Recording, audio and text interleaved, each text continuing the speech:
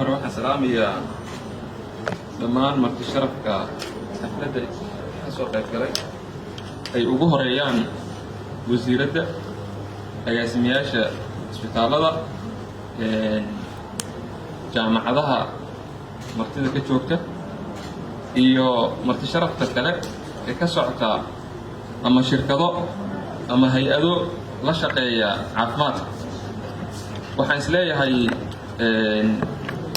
waxa laga hadlaayo wuxuu taabanayaa qofkii dareemaya in uu waddanka ka jiro wax un horumara.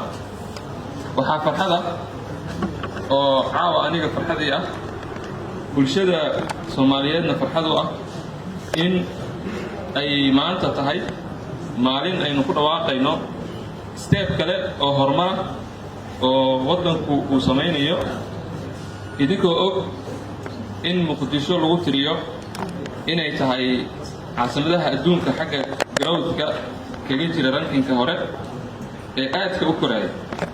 dhalinyaro Soomaaliyeed fikir ay keeneen in uu dhaqan galo oo uu shaqeeyo oo uu bulshada dib ugu noqdo, waxaan isleeyahay waa horumar baaxaddeeda leh.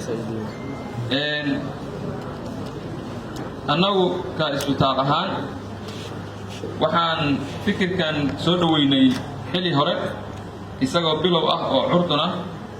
waxaan qayb ka ahayn dhiirigeliyaashii ku dhiirigeliyey inay hirgeli karto oo ay shaqayn karto fikirka noocan oo kale ah.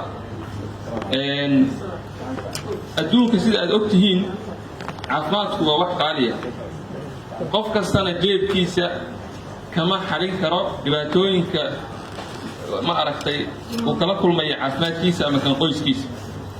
waxaa inta badan la isticmaalaa insurance cards iyo wax la mid ah. ma jiro qof isku halayn kara lacagta uu qaato mushaar ahaan uu qaato si uu caafimaadkiisa u dabaro.